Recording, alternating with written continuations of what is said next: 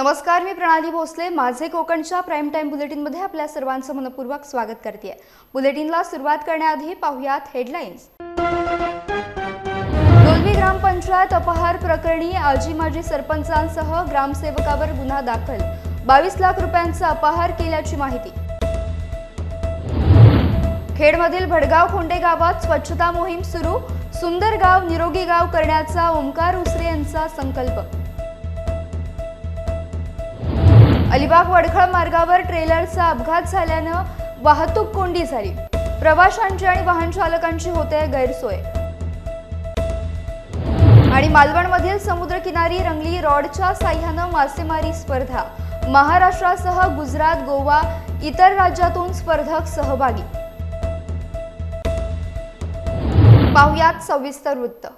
रायगड जिल्ह्यातील पेण तालुक्यातील सर्वात श्रीमंत ग्रामपंचायत म्हणून ओळखल्या जाणाऱ्या डोलवी ग्रामपंचायतमधील काही गोष्टींमधील अपहार प्रकरणी वडखळ पोलीस ठाण्यात ग्रामपंचायतने विद्यमान सरपंच परशुराम म्हात्रे, माजी सरपंच वनिता म्हात्रे यांच्यासह ग्रामसेवक दिनेश मोहरकर यांच्यावर 22,24,369 रुपयांचा अपहार केल्याप्रकरणी गुन्हा दाखल केलाय. त्यामुळे तालुक्यासह जिल्ह्यामध्ये एकच खळबळ उडाली आहे. मागील 6 महिन्यांपासून रायगड जिल्हा परिषदेचे माजी अर्थ आणि बांधकाम सभापती संजय जांभळे यांनी माहितीच्या अधिकारात माहिती मागवून गटविकास अधिकारी आणि रायगड जिल्हा परिषदेचे मुख्य कार्यकारी अधिकारी यांच्याकडे तक्रार केली होती. मात्र याबाबत उदासीनता दिसून येत असल्यानं जांभळे यांनी याबाबत उच्च न्यायालयात धाव घेतली होती. अखेर या प्रकरणी उच्च न्यायालयाकडून तातडीने कारवाई करण्यास सांगितल्यानंतर दोन्ही आजी माजी सरपंच आणि ग्रामसेवक यांच्यावर वडखळ पोलीस ठाण्यात गुन्हा दाखल करण्यात आलाय. मिळालेल्या माहितीनुसार माजी सरपंच वनिता म्हात्रे आणि ग्रामसेवक मोहरकर यांनी सन 2019-20 ते दिनांक 31 मार्च 2023 या कालावधीत ग्राम निधीमधील एकूण 21,61,852 रुपये रकमेचा अपहार केलाय. तर सरपंच परशुराम म्हात्रे आणि ग्रामसेवक मोहरकर यांनी खावटी खरेदीच्या 85 किट्सपैकी 7 किटचा अपहार केला आहे. त्यांची एकूण किंमत 62,517 रुपये आहे. या दोन्ही अपहारातील एकूण रक्कम ही 22,24,369 रुपयांचा अपहार सिद्ध झाल्यानंतर उच्च न्यायालयानं दिलेल्या आदेशानुसार गटविकास अधिकारी भाऊसाहेब पोळ यांनी वडखळ पोलीस ठाण्यात गुन्हा दाखल केला आहे. तर नैना प्रकल्पाविरोधात पनवेलमध्ये आमरण उपोषण सुरू आहे. या आमरण उपोषणाचा आजचा 6वा दिवस असून आज पनवेलमधील श्री करिअर अकॅडमीने जाहीर पाठिंबा दर्शवलाय. आम्ही शेतकऱ्यांची मुलं असून आमचा जाहीर पाठिंबा आहे, तर आमच्या संस्थेच्या 10,000 व्यक्तींचा देखील पाठिंबा आहे असं यावेळी सांगण्यात आलंय. श्री करिअर अकॅडमीचे पाटील यांनी यावेळी उपोषणकर्त्यांची भेट घेतली. या ठिकाणी आपण जर आज बघितलं तर 6 डिसेंबरपासून हा आंदोलन आमरण उपोषण सुरू आहे. आणि हे उपोषण सुरू असताना आगरी कोळी कराडी संघर्ष सामाजिक संस्था समेत आपण या ठिकाणी पाहू शकाल श्री करिअर अकॅडमीचे जे विद्यार्थी जरी असतील तरी ते या भागातीलच आहेत आणि त्यांच्या देखील जमिनी या ठिकाणी आहेत. असे हे विद्यार्थी म्हणजे श्री करिअर अकॅडमीचे हे विद्यार्थी या ठिकाणी एक शेतकरी म्हणून या ठिकाणी आज आम्ही सर्व उपोषणाला पाठिंबा देण्यासाठी आलो. या ठिकाणी आपण आत्ता जर विचार केला तर एक 80 ते 100च्या आसपास आज आम्ही या ठिकाणी सकाळच्या सत्रामध्ये आलेलो आहोत. आणि आगरी कोळी कराडी संघर्ष सामाजिक संस्थेचा जर विचार केला तर ही तरुणांची संघटना आहे. तरुणांचा विचार केला तर 5 ते 10,000 पर्यंत सदस्यत्व असलेली ही संघटना, एक मजबूत संघटना या पनवेल तालुक्यामध्ये आपण प्रत्येक वेळी पाहत असतो. ज्यावेळेस भूमिपुत्रांवर अन्याय होतो त्यावेळेस या ठिकाणचा भूमिपुत्र, युवक भूमिपुत्र हा प्रामुख्याने आपल्याला या संघटनेमार्फत या ठिकाणी जोडले गेलेला दिसतो. नैना प्रकल्पाविरोधात आक्रमक झालेल्या 95 गावच्या महिला एकत्र आल्या असून नैना हटवल्याशिवाय राहणार नाही अशी ठाम भूमिका घेत आज मुंबई गोवा महामार्गावर रस्ता रोको करत काळे झेंडे दाखवण्यात आले. यावेळी मोठ्या प्रमाणात वाहतूक कोंडी निर्माण झाली होती. आम्ही 6 दिवस झाले, 6 ऑक्टोबर पासून आंदोलन आमचं सुरूच आहे, उपोषणाचं आमरण उपोषण. पण आमच्याकडे एकही प्रशासन का कुठलाही मंत्री कोणी इथं फिरकला नाही. त्यामुळे आम्हाला टोकाचा पाऊल आम्ही स्वतः एकनाथ शिंदे साहेबांना पत्र दिलं होतं का आम्ही जर तुम्ही आमचं प्रशासन आमच्याकडे लक्ष देत नसेल तर आम्ही आत्मदहनाचा जो निर्णय घेतला होता तो आम्ही करणार होतो. पण शिक्षकांना जे पत्र आलं त्याच्यामध्ये आम्ही आत्मदहनाचा विचार मागे घेतला. पण आम्ही रस्ता रोको जो आंदोलन आहे तो आज केलेला आहे. आज जवळजवळ 5,000 महिला इथं जमलेल्या आहेत. आणि जर सरकारने आमच्याकडे गांभीर्याने बघितलं नाही तर याच्यानंतर नक्कीच आम्ही 10,000 ते 20,000 महिला या रस्त्यावर उतरू. आणि आमचा उपोषण असंच चालू राहील की सरकारला ही माझी विनंती आहे, कळकळीची विनंती आहे या महिला वर्गाकडून की तुम्ही सरकारला आमचा असा निरोप पोचवा की आमच्या ह्या मागण्या आहेत त्या तुम्ही लवकरात लवकर लक्षात घेऊन आमचा हा उपोषण अगदी उपोषणकर्त्यांचा सोडवावा, प्रश्न आमचा जो शेतकऱ्यांनी मांडला तो सोडवावा एवढी आमची सरकारकडे विनंती. आमचं सरकार निश्चितपणे मराठा समाजाला आरक्षण देणार आहे, पण ते आरक्षण टिकणार आणि इतर समाज वर्गाच्या आरक्षणाला धक्का न लागता मराठा समाजाचं हित साधणारं आरक्षण असावं असा प्रयत्न सरकार करीत असल्याची माहिती उपमुख्यमंत्री अजित पवार यांनी दिली आहे. ते नागपूर येथे पत्रकारांशी बोलत होते. कुठल्याही घटकाला धक्का न लावता, त्या आरक्षणाला धक्का न लावता हे आरक्षण देण्याचा प्रयत्न त्या ठिकाणी चाललेला आहे. आता हे करत असताना मागास आयोग, त्यांच्याबद्दलचा अहवाल, मागे हायकोर्टाने सुप्रीम कोर्टाने कुठल्या कारणाकरता ते नाकारलं, फेटाळलं, त्याच्याबद्दलच्या ज्या काही त्रुटी राहिल्या असतील त्या त्रुटी त्याच्यामध्ये दुरुस्त करणं आणि नेहमी मुख्यमंत्री सांगतायत की आता देताना टिकणारं आरक्षण द्यायचंय, परंतु ते देताना इतरांनाही कुणाला धक्का न लागता द्यायचंय. आता प्रत्येक जण आपापली भूमिका मांडण्याचं काम करतंय, आपापल्या पद्धतीनं प्रेस घेतंय किंवा भाषणामध्ये सांगतंय. आता त्यांना प्रत्येकाला आपल्या आपली भूमिका मांडण्याचा अधिकार आहे, परंतु सरकार म्हणून आम्हाला काम करत असताना हे सगळ्या कायदा सुव्यवस्था घटना ह्या सगळ्या गोष्टी बघाव्या लागतात आणि तशा पद्धतीनं सरकार बघतंय. कलम 370 हटवणं योग्य आहे की नाही, आज सर्वोच्च न्यायालयाचा निर्णय आलाय. कलम 370 हटवणं योग्य असल्याचं सर्वोच्च न्यायालयानं म्हटलंय. कलम 370 हटवणं योग्य असल्याचं सर्वोच्च न्यायालयानं म्हटलंय आणि न्यायालयानं दिलेल्या या निर्णयाचे माजी मुख्यमंत्री शिवसेना उद्धव बाळासाहेब ठाकरे गटाचे प्रमुख उद्धव ठाकरे यांनी पाठिंबा दर्शवला असून सर्वोच्च न्यायालयाच्या निर्देशांचं स्वागत देखील केलंय. 2019ला सुद्धा हा निर्णय घेताना 370 कलम हटवण्याचा निर्णय केंद्र सरकारने घेतला, त्याला शिवसेनेने पाठिंबा दिला होता. आज सुद्धा माननीय सर्वोच्च न्यायालयाने हा निर्णय कायम ठेवलेला आहे, त्याचा आम्ही स्वागत करतो. आणि त्याचबरोबरीने आशा आहे की दुसरा जो त्यांनी एक आदेश दिला की येत्या सप्टेंबर म्हणजे पुढच्या वर्षीच्या सप्टेंबरपर्यंत तिकडे निवडणुका घेतल्या गेल्या पाहिजेत. त्या निवडणुका घेण्यापूर्वी पाकव्याप्त काश्मीरसुद्धा जर का आपण घेऊ शकलो तर संपूर्ण काश्मीरमध्ये एकत्रित निवडणुका झाल्या तर सर्व देशवासियांना आनंद होईल. काँग्रेसचे खासदार धीरज शाहू यांच्याकडे करोडो रुपयांची संपत्ती सापडली असून त्याबाबत अद्याप मोजमाप सुरू आहे. याविरोधात आता भारतीय जनता पक्षानं सोमवारी खोपोली येथील डॉक्टर बाबासाहेब आंबेडकर स्मारक येथे उग्र निदर्शनं केली आहेत. तसेच धीरज शाहू यांच्या फोटोज जोडे मारो आंदोलन केलंय. महिला मोर्चाच्या जिल्हाध्यक्ष अश्विनी पाटील, महिला मोर्चा शहराध्यक्षा शोभा काटे आणि शहराध्यक्ष रमेश रेत्रेकर यांच्या नेतृत्वाखाली हे आंदोलन करण्यात आलं. यावेळी महिला मोर्चाच्या रायगड जिल्हाध्यक्षा पाटील यांनी काँग्रेस पक्षावर जोरदार टीका केली आहे. काँग्रेसचे खासदार धीरज शाहू यांनी आपण गेल्या आठवडाभर पाहतोय की त्यांनी केलेला भ्रष्टाचार हा किती मोठा आहे. जे काळा पैसा गेल्या वर्षी जे ज्यांची स्टेटमेंट आहे ती काळा पैसा कसा कमवतात त्यांनी विचारलेला प्रश्न होता. पण आज त्यांच्याच घरामध्ये गेले 8 दिवस झाले 40 मशीन्स पैसे मोजायच्या मशीन्स बिघडल्या.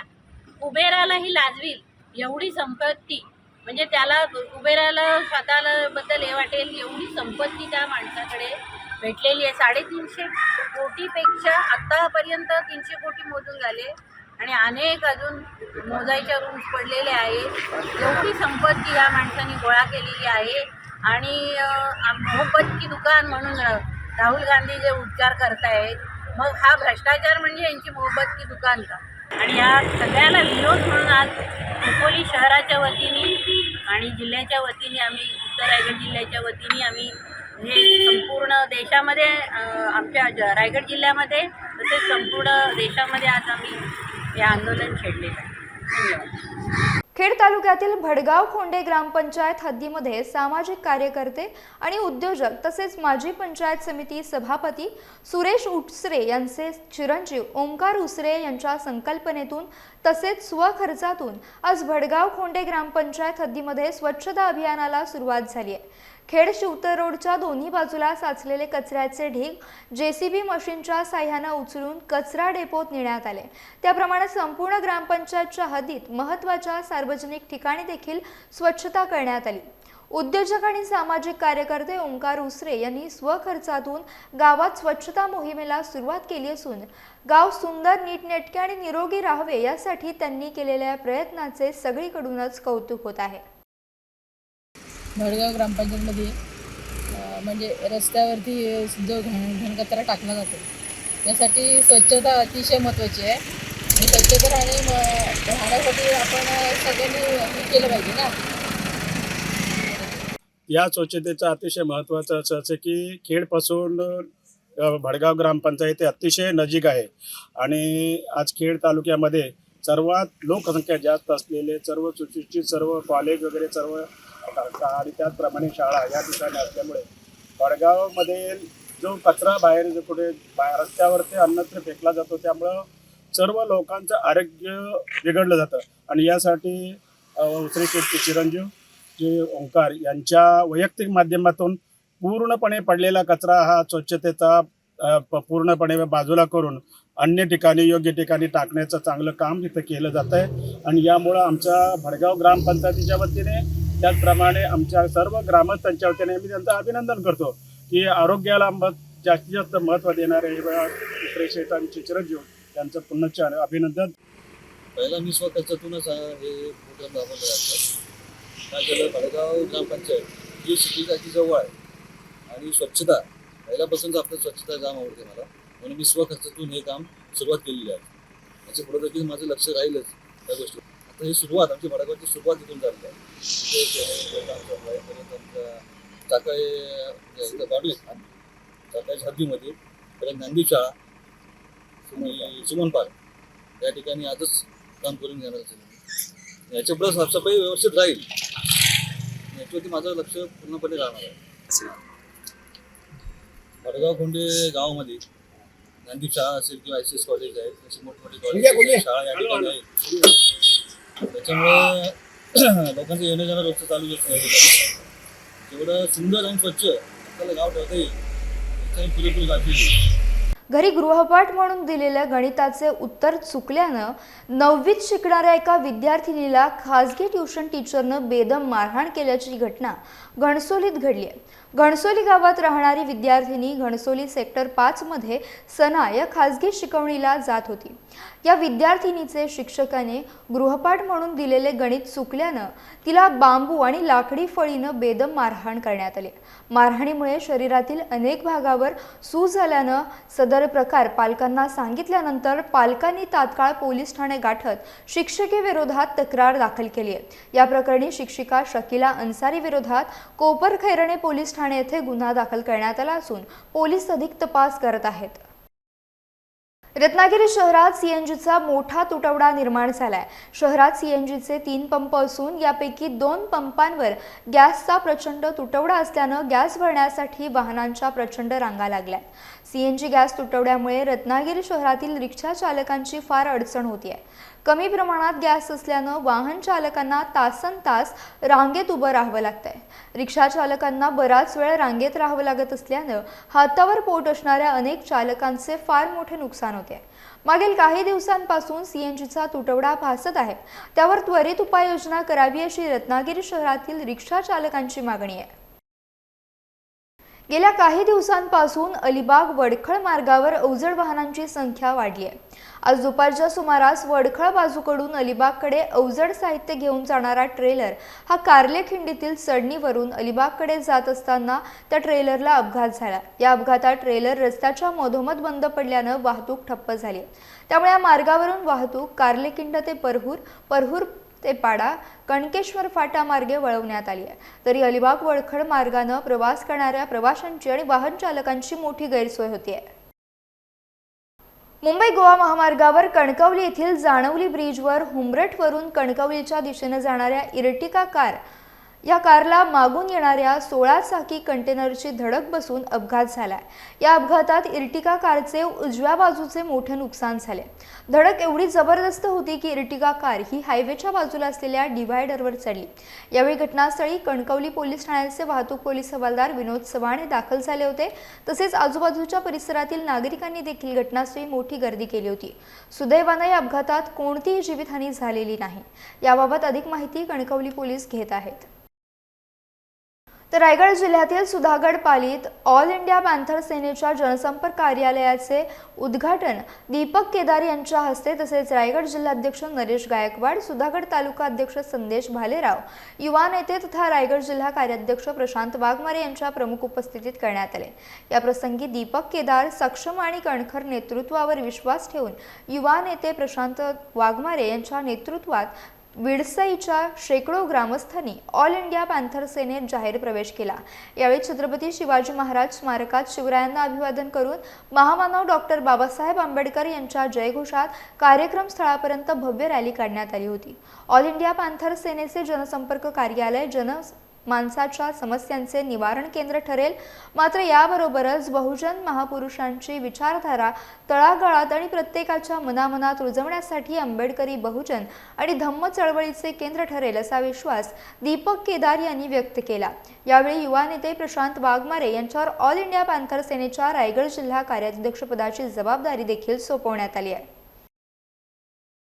या ठिकाणी राष्ट्रीय अध्यक्ष भाईसाहेब इथं आलेले आहेत। त्यांचे सर्व कार्यकर्ते या ठिकाणी आलेले आहेत आणि भाईंचा आशीर्वाद असला तर आता नुसता फक्त पाय रवलाय, व याच्यानंतर काही महिन्यात कालावधीत भाईचा आशीर्वाद असला तर लाखोंनी या ठिकाणी सुधागड भव्य दिव्य असा ऑल इंडिया पॅन्थरच्या विचारांचा आम्ही घडू आणि भाईंचा आशीर्वाद आमच्या पाठी सदैव राहायला पाहिजे, हीच माझा आता आम्हाला खुश आहे। आज कार्यालयाचं उद्घाटन आहे। या कार्यालयातून कशा पद्धतीची कामं होतील देण्यासाठी या ठिकाणी सगळ्या हितगुज या ठिकाणी कोणा अन्याय याच्यावर जर कोणा होत असेल तर त्या ठिकाणी या ऑफिसच्या माध्यमातून आमच्या कार्यालयाच्या माध्यमातून सगळ्यांना जातीने आणि सगळ्यांना न्याय देऊ या ठिकाणी असं मी सांगतो। महाराष्ट्रातील सर्वात मोठी तरुणांची संघटना म्हणून ऑल इंडिया पॅन्थर सेना समोर येत आहे। राज्यभर आम्ही संविधान पर्व यात्रेचं आयोजन केलेलं आहे। मराठवाड्यातून आता कोकणात हे संविधान पर्व यात्रा आलेली आहे आणि त्या निमित्ताने आज आम्ही या ठिकाणी संविधान पर्व यात्रा काढून संविधान वाचलं पाहिजे, ईव्हीएम संपलं पाहिजे, देश वाचला पाहिजे, दलित अत्याचाराच्या विरोधात आवाज बुलंद केला पाहिजे आणि या कोकणच्या परिसरातले जे काही दलित, आदिवासी, मुस्लिम, बहुजन आहेत त्यांच्या न्याय हक्काचा लढा आंदोलनात्मक भूमिकेतून तीव्र झाला पाहिजे, यासाठी आम्ही संघटनात्मक बांधणी मोठ्या प्रमाणात केलेली आहे आणि सुधागड तालुका हा ऑल इंडिया पॅन्थर सेनेचा बालेकिल्ला झालेली अशी स्थिती आहे। आज मध्यवर्ती कार्यालय या ठिकाणी स्थापन करून आम्ही येणाऱ्या काळात आंदोलन, मोर्चे आणि संघटनात्मक बांधणीच्या बळावरती कोकणामध्ये संघटन मोठं करणार आहे। रत्नागिरी जिल्ह्यातल्या खेड तालुक्यामध्ये असणाऱ्या शिव गावातील महाडिकवाडीतील मधुकर महाडिक यांच्या गोठ्यामध्ये बांधलेल्या गायीचं 6 महिन्याच्या वासराचा वाघाने रात्री हल्ला करून फडशा पाडलाय। हे सकाळी महाडिक यांच्या लक्षात आल्यावर त्यांनी फोनद्वारे वन विभागाला कळवलं। त्यानंतर वनरक्षक अशोक ढाकणे यांनी घटनास्थळी जाऊन पंचनामा केलाय। त्यावेळी शिव पोलीस पाटील धीरज डफळे, कृष्णा महाडिक, अविनाश महाडिक, पप्पू गुहागरकर आदी उपस्थित होते। बिबट्याच्या हल्ल्यामुळे आता शिव महाडिकवाडीत दहशतीचं वातावरण निर्माण झालंय। स्केटिंग असोसिएशन ऑफ रत्नागिरीच्या वतीने दामले विद्यालय रत्नागिरी येथे नुकत्याच घेण्यात आलेल्या स्केटिंग स्पर्धेमध्ये वरद टोंपे या विद्यार्थ्याने उज्ज्वल यश संपादन केले। पहिली राज्यस्तरीय रोलर ॲथलेटिक्स स्केटिंग स्पर्धा 2023-24 ही दिनांक 9 आणि 10 डिसेंबर रोजी स्केटिंग असोसिएशन ऑफ रत्नागिरी यांच्या वतीने दामले विद्यालय रत्नागिरी या ठिकाणी विविध गटांमध्ये घेण्यात आली। या स्पर्धेला राज्यभरातून 100 खेळाडूंनी सहभाग घेतला होता। त्यामध्ये खेडमधील रोटरी इंग्लिश मीडियम स्कूलच्या वरद टोंपे या विद्यार्थ्याने 1000 मीटर स्केटिंग रेसमध्ये रौप्य पदक मिळवले। त्याचप्रमाणे 500 मीटर रेसमध्ये वरदने कांस्य पदक मिळवलं आहे। या स्पर्धा बिगनर कॉर्ड इनलाइज या स्केटिंग प्रकारामध्ये घेण्यात आल्या। वरद टोंपे हा विद्यार्थी कॉर्ड स्केट या प्रकारामध्ये 9 वर्षाखालील गटामध्ये खेळून याने उज्ज्वल यश संपादन केले। वरद टोंपेंचे प्रशिक्षक तसेच स्केटिंग अकॅडमी ऑफ खेडचे विजय निगडेकर यांनी आणि त्याच्या शाळेतील शिक्षक मित्रांनी वरदचे अभिनंदन केले। रत्नागिरी येथील दत्तमंगल कार्यालयात रविवारी पहिला सर्वोदय या पुरस्काराचे वितरण हरिश्चंद्र गीते यांच्या हस्ते करण्यात आले। सर्वोदय छात्रालयाच्या 19व्या छात्र मित्र मेळाव्याप्रसंगी या पहिल्या पुरस्काराचे वितरण कैलासवासी हेमलता आणि हरिश्चंद्र गीते पुरस्कृत हा पुरस्कार शिवराम जाधव यांना सन्मानपूर्वक प्रदान करण्यात आला। शिवराम जाधव यांनी वरिष्ठ आगार व्यवस्थापक, कार्यशाळा उपअभियंता, यंत्र अभियंता, प्रादेशिक अभियंता अशा विविध पदांवर काम करत उत्तम सेवा दिली आहे। यावेळी शाल, श्रीफळ, मानपत्र, चषक आणि 11,000 रुपये असे या पुरस्काराचे स्वरूप होते। पुरस्काराची सर्व रक्कम शिवराम जाधव यांनी यमुनाबाई खेर ट्रस्टकडे सुपूर्द केली आहे। यावेळी व्यासपीठावर विश्वस्त मंडळाचे अध्यक्ष ॲडव्होकेट संदीप ढवळ, व्यवस्था समितीचे अध्यक्ष गजानन साळके, व्यवस्था समिती सदस्य बीना कळंबटे, रघुवीर शेलार, प्रमुख पाहुणे रमेश भाटकर आदी उपस्थित होते। माणगाव तालुक्यातील तोंडवळी तळाशील समुद्रकिनाऱ्यावर रॉडच्या साह्यानं केल्या जाणाऱ्या मासेमारी स्पर्धेचं आयोजन करण्यात आलं होतं। कोकण एक्झिस्टिंग अँगरल्स या संस्थेने या स्पर्धेचे आयोजन केले होते। या स्पर्धेचे उद्घाटन कोकण एक्झिस्टिंग अँगरल्सचे अध्यक्ष पराग वाडकर यांच्या हस्ते करण्यात आले। पाहुयात या स्पर्धेसंदर्भातील हा स्पेशल रिपोर्ट। कोकणातील समुद्रात माशांचे विविध प्रकार आढळतात, मात्र ठराविक मासे हे बाजारात उपलब्ध होतात। परंतु विविध माशांच्या प्रजाती समोर याव्यात तसेच त्यांची ओळख व्हावी या दृष्टीने ही मासेमारी स्पर्धा आयोजित करण्यात आली होती। मी केएक्सएचा संस्थापक आणि अध्यक्ष पराग वाडकर। आम्ही गेल्या 4 वर्षापासून 5 वर्षापासून ही स्पर्धा ठिकठिकाणी घेतोय। तर यावेळेला आम्ही मालवणला स्पर्धा घेतोय तोंडवळी तळाशीलमध्ये, आणि इकडे आम्ही लोकल स्पीसीजचा एक अभ्यास करता यावा, इथे कुठल्या स्पीसीज भेटतात, कुठल्या एंडेंजर्ड स्पीसीज आहेत आणि लोकल अँगलर्सला त्याचं अवेअरनेस देता यावं याबद्दल आम्ही या कॉम्पिटिशनमध्ये लोकल अँगलर्सला अवेअर करतो। टुरिस्ट पण बरेच येत असतात, तर त्यांच्यासाठी पण एक अट्रॅक्शन होतं की मासा कसा पकडला जातो, तो जिवंत कसा रिलीज केला जातो। आणि याच्यातनं आम्ही जो स्पर्धक सगळ्यात मोठ्यातला मोठा मासा पकडतो किंवा एक वेगळी स्पीसीज कोण अगर पकडत असेल तर आम्ही त्याला प्राइज देतो। मालवण, तोंडवळी, तळाशील या समुद्र किनाऱ्यावर गेली 4 वर्षे कोकण एक्झिस्टिंग अँगरल्स या संस्थेच्या माध्यमातून रॉडच्या साह्याने केल्या जाणाऱ्या मासेमारी स्पर्धेचे आयोजन करण्यात येत आहे। या स्पर्धेला आज सकाळी 5 वाजता सुरुवात झाली। या स्पर्धेसाठी महाराष्ट्रासह गुजरात, कर्नाटक, तमिळनाडू, गोवा या राज्यातील मासे पकडणारे हौशी स्पर्धक सहभागी झाले होते। हे आमचं कोकण एक्स्ट्रीम अँगलर्स KXA ही आमची संस्था आहे।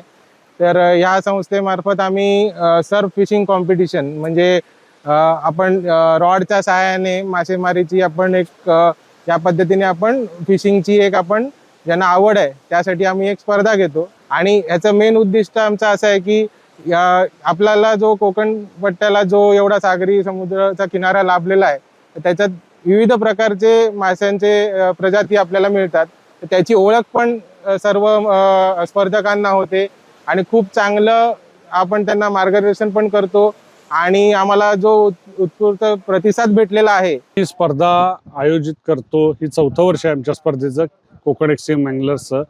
ही विविध जे आमचे वेगळे वेगळे अँगलर्स आहेत त्या सगळ्या अँगलर्सना फिशिंग म्हणण्यापेक्षा अँगलिंग की ज्याच्यामध्ये मासा पकडणे आणि सुखरूप परत पाण्यात सोडणे ज्याला अँगलिंग म्हणलं जातं त्याच्यासाठी प्रमोशन मिळावं, त्यांना त्याचा उत्साह वाढावा म्हणून आम्ही ही स्पर्धा दरवर्षी भरवतो। हे यावर्षी 4थं वर्ष आहे आणि आम्हाला ह्या स्पर्धेसाठी जवळपास 3-3.5 लाखपेक्षा जास्त रुपयांच्या बक्षिसांचे स्पॉन्सर्स लाभलेले आहेत आणि त्याच्यामार्फत इथं आलेल्या सगळ्या अँगलर्सना अतिशय योग्य रास्त दरामध्ये अतिशय उत्तम प्रतीचे टॅकल्स ह्या स्कीममध्ये डिस्काउंटमध्ये त्यांनी आता अवेलेबल करून दिलेत। त्याबद्दल मी या सगळ्या स्टोर्सचा अत्यंत आभारी पण आहे। या स्पर्धेमुळे मालवण तालुक्यातील तोंडवळी समुद्र किनारा फुलून गेला होता। कोकणातील या समुद्र किनाऱ्यावर केली जाणारी वेगळ्या पद्धतीची मासेमारी यामुळे आलेल्या हौशी स्पर्धक आनंदित झाले होते. एकदम मस्त सर, एकदम मस्त फिशिंग कॉम्पिटिशन हे ठेवलेलं आहे KXA वाल्याने. मी आला होता रत्नागिरीवरनं फिशिंग करण्यासाठी फक्त, तो लई मजा आला सर. एकदम खूपच यांचं ऑर्गनायझेशन वगैरे मस्त आहे, सगळं खूपच भारी वाटला. इंग्लिशमध्ये बोलतो गिटार फिश आणि आपला लोकल नाव ह्याचं खरा म्हणून आहे, खरा फिश म्हणतात. हे जास्त आपला पुळणीवरच जास्त भेटतो. कमीत कमी 5 किलोपर्यंत असतील, 4.5-5 किलोपर्यंत. या मासेमारी स्पर्धेमुळे पर्यटन वाढीबरोबरच येथील अँगलिंग स्पोर्ट्स आणि ॲडव्हेंचरस स्पोर्ट्सना देखील चालना मिळेल. तसेच सिंधुदुर्गचे बीचेस जगाच्या नकाशावर येणार आहेत, त्यामुळे स्थानिकांना सुद्धा रोजगार उपलब्ध होणार आहेत. नक्कीच आता जी स्पर्धा आपण भरवलेली आहे ती तळाशील तोंडवळी या गावामध्ये भरवलेली आहे.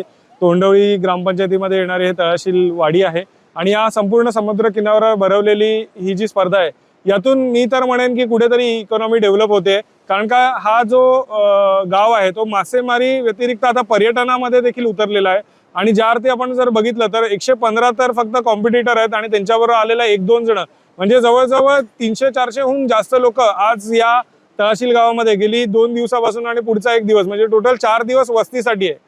तर त्यांचं फूड असेल, त्यांचं राहण्याची व्यवस्था असेल, ट्रान्सपोर्ट असेल, तर ह्याच्यातनं कुठेतरी या गावांमध्ये इकॉनॉमी डेव्हलप होते. तर ही खरंच खूप महत्त्वाची गोष्ट आहे.